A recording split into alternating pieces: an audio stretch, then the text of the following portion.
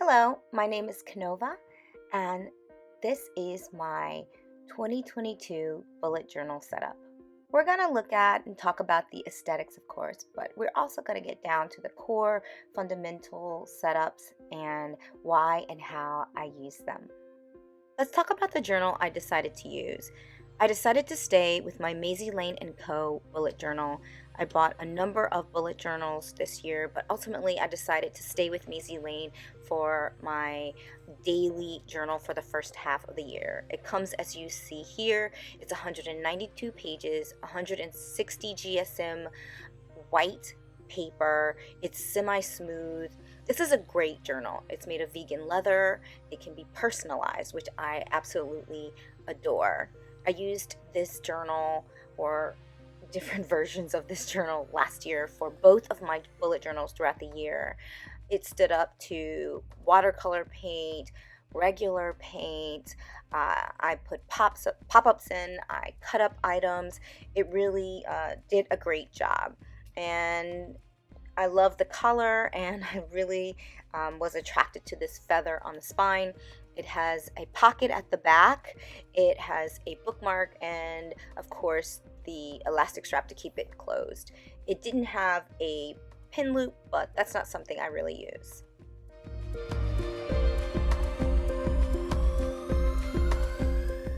So a lot of bullet journalers choose a specific word to represent their year, and I decided to choose a whole book. I discovered this book while searching for books for my kids, and I just fell in love with it. Something about the imagery and the words just lit me up inside. And the book is called Maybe. It's written by Kobi Yamada, and I hope I don't butcher this, but it's illustrated by Gabriella Barouch, and it's a story about the endless potential in all of us. So we're going to start with the opening page or the cover page of my bullet journal. I started decorating this page in my second setup of 2021. I felt like it needed to be personalized, that it was begging to be. I'm using a distressed ink here. I am going to use this idea of the sky and the stars throughout the bullet journal. I'm using some white acrylic paint with a little bit of water. There's going to be a little bit of collaging, lots of different techniques to set up the page. I'm basically recreating the cover of Maybe in my bullet journal, sans the protagonist. I really wanted to see myself in the imagery, so I'm leaving out the protagonist of the book. And it's not really a big deal because it's not necessarily a linear story. This book could have used a number of children throughout, and you still would have gotten the same message. I'm using a combination of Archer and Olive Acrylograph pens, Uniball Signo-Metallic pens, and Pigma Microns to recreate the beautiful illustrations on the cover. The gold comes from the title used on the book. They used this gold in the title written on the cover of the book, and it was also featured in an award. This circle motif was featured on the book cover. It was an award that it received, and something about that struck me. So I'm going to be using this sort of circle and navy blue section throughout the journal. If you've been here a while, you know that I love a little bit of whimsy, and I decided to use some glow-in-the-dark ink on the page as well. And the representation of the little lightning bugs, it glows on the page. You can't really see it on camera, so I didn't bother showing that shot within the context of the journal. I'm going to see if maybe I can get maybe some photographs of it because it's quite cute. In lieu of a grid spacing guide page, this year I decided to do grid spacing guide rulers. These are simply old pages of my Maisie Lane Co journal from 2021, pages left over at the back of my journal. I use these pages to create many different things throughout the year, and then I thought this was the best way to do the grid spacing guide for 2022. I needed something incredibly flexible. Going back and forth from that grid spacing page just wasn't very practical. This allows me to use the guide both on the left and right hand side of the journal, and I can just put it in the back pocket when not in use. So I'm using some paper from an Archer and Olive notebook. It came in one of the subscription boxes. I'm using my distressed ink to create this sort of cloudy effect on the page, again mimicking the illustrations from Maybe. It should be noted, a lot of these notebooks are slightly different in size. In this case, the Archer and Olive notebook is slightly smaller than the Maisie Lane Co notebook, so I'm using the Archer and Olive Calliograph pen to color in to make sure that it looks seamless. So I'm setting up my key page here. I cut out some gold paper and then another piece of notebook paper to set this up and use my corner rounder. I'm going to go back in and write my symbols for my bullet journal. I don't really need this. I just consider it a fundamental and always want it in my personal journal. This next page is the year at a glance page. You set up your entire year here. This is a page I go back to often. I find it incredibly useful. At one point in time, I used it as a period tracker, but now I just use my phone for that, but I still use it a ton for other things. It's incredibly tedious to set up. I recommend, instead of writing out all the months in pencil, that you go back in and just write in a few of the numbers. In order to set this page up, I wrote out Sunday numbers, the first day of the month, the last day of the month, and a few Saturdays, so that when I went back in to do it in pen, I wouldn't make any mistakes. Making mistakes on this page is the worst, and because it's so incredibly tedious, it happens. I am again using this motif, the circle and the navy that you saw on the opening pages of my journal. I took this gold paper and I ran it through my embosser and created these medallions, is what I'm calling them, these little medallions that you'll see throughout. And I use a circle cutter to cut the small ones, and I just use a X-Acto knife to cut out the large one you see at the beginning. I'm again distilling images from the book with the stars here on the page, but in my own way, in these metallic colors to give it a little bit of jazz. So I'm cutting out elements for my cover page for 2022. This is one of the images in the book, and while we have seen images of butterflies before, I just had to do this. It was one of those pages that sort of takes your breath away in the context of the book. I decided to use a pop-up. I love a bit of whimsy. If you've been here, you probably have seen some of my pop-ups or some of the whimsical elements that I include in my bullet journal. Again, this is not something new or groundbreaking, these butterfly pop-ups, but you know, sometimes you just gotta go back to the basics and do what you need to do. There's no need to recreate something just because. Why make it hard on yourself? Again, distressed ink, white acrylic paint, and I created this pop-up using a spiral. I used it in Shrinky Dink or this plastic so that you couldn't really see it. I thought about creating it in the color of the distressed ink, but ultimately thought that this plastic would be sturdier since this page is going to be opened and closed quite a bit. I used a metallic pen to create this 2022 date medallion rather than the gold paper that I have been using throughout. I wanted to include some details from the book here, these little leaves here on the numbers. I'm using a combination of 3 different paints to create this: the gold, the red, and purple. Even though the red and the purple kind of have more like of an orangey paint going on.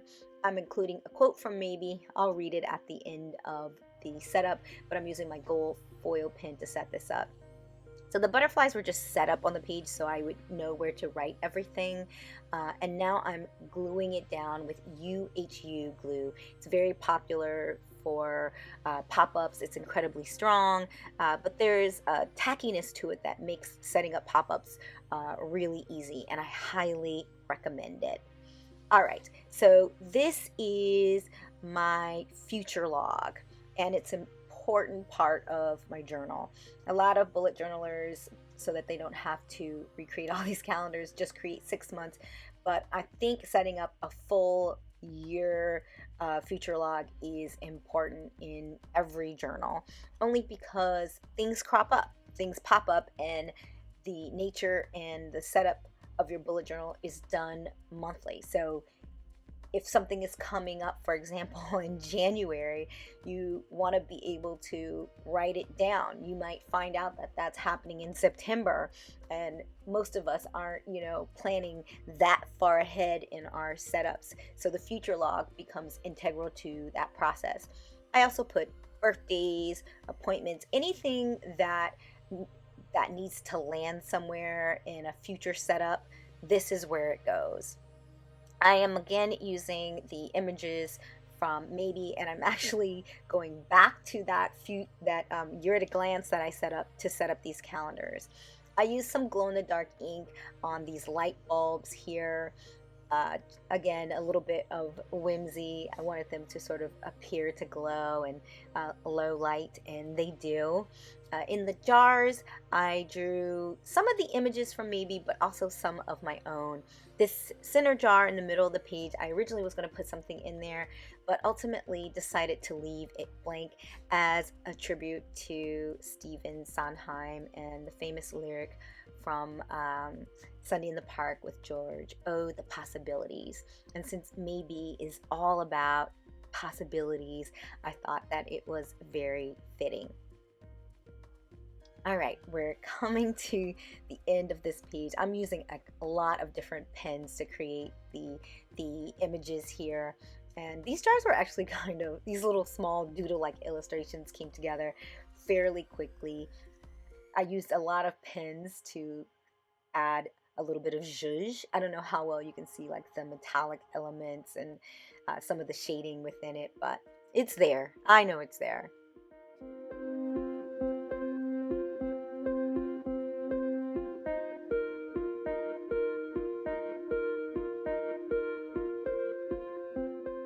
So while we are finished setting up this future log, I want to talk a little bit about my next setup, which is my goals page.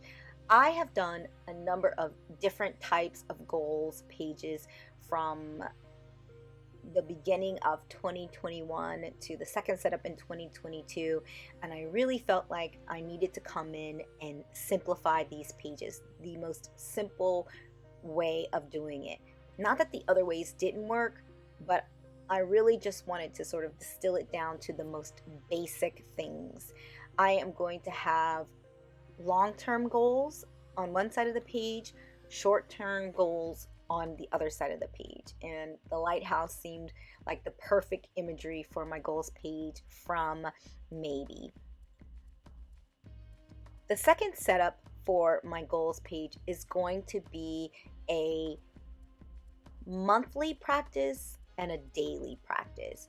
I started to look at how I do things and how I organize things, and one of the things I realized is that the things that I do well tended to be practices that were set up in that way. Things I did once a month, things I did daily. So we'll see how it goes. I'll still be using my color coding throughout, but this should be a great way to distill goals. All right.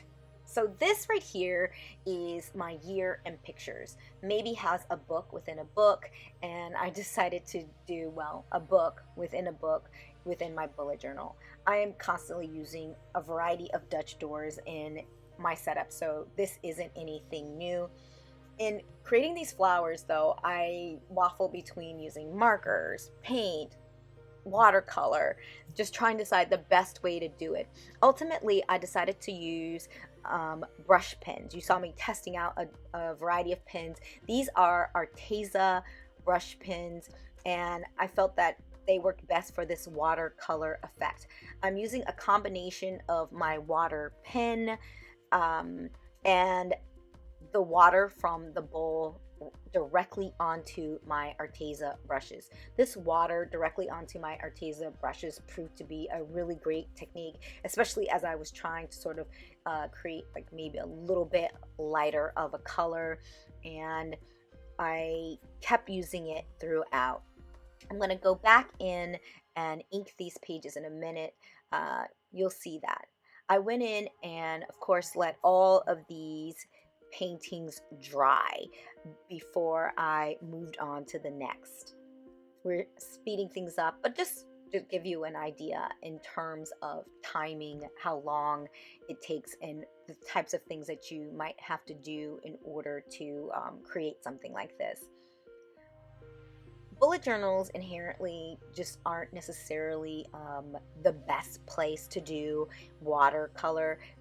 The Maisie Lane journal stands up quite well to water, but watercolor is best on watercolor paper. And I wanted to preserve the integrity of the paper as much as possible, so I decided to use these cutouts from the journal since I had them anyway. I saved these cutouts for uses throughout the year, but I decided to use the cutouts as the palette for the images that are going to be seen throughout the year for my year in pictures. The other thing about the year in pictures was I started 2021 with just like 1 page or 2 pages with the full year of images on it, and decided to come back to this idea because it didn't have space for me to write, and I was dying to write. So the second half, I created space where I could write, basically just like this setup, a book within a book, a picture book, and I'm using the images from maybe the owl. I draw owls all the time, and I actually have quite a few little trinket owls here in my apartment. I am again changing the imagery up a little bit. I'm using some gold metallic pens, and again taking the protagonist from the book out of the imagery, and within that circle I am going to write a quote from the book. I'm going to get to the specific quotes I used within these spaces because the words in the book were a huge reason why I loved the book. All right, here we are using my Pigma Micron. I'm using 3 sizes of Pigma Micron: 005, 005, 05, and 08. I have a number of different sizes, but those were the 3 sizes I used to go in and ink in these flowers, these watercolor flowers. I wanted them to have this sort of illustrated effect like they have been drawn, and I really loved going back in. I also used a gel pen, a jelly roll gel pen, and my Uniball Signo-Metallic pens to ink some of those spaces as well. Just adding just a little bit of metallic just sort of elevates the images just a little bit. I'm gluing these in. Like I said before, these are sort of the key art that I will see no matter where I am within the month. I use this technique a lot, especially when I'm short on time, but not just because I'm short on time. It's great to be able to see something you create for as long as possible. So this next setup are my ideas, spread ideas and song ideas. I list songs I might want to sing and bullet journal ideas. I decided to use envelopes on this spread at the mid-year 2021 setup because I was just recreating lists that already exist, and it didn't really make sense. So these pockets are really simple to make. I am not creating anything really crazy or special. They're basically just some rectangles, and they're a little bit larger so I can fold it down and glue it into the page. I'm transferring the star motif from the book in some paper that I found with the gold stars, and again my medallions to note the headers for each page. I'm going to show you in a minute, there it is, how the pages are going to go in there. So the last 3 spreads are at the back of my journal. Some people put the index at the front of the journal. I like to put it at the back. I think it's the perfect place because when I'm looking for the index, I know exactly where it is. It's basically on that last page of my journal. I also have a pen test back here, and my when did I do that page? I always hear like Steve Urkel, did I do that?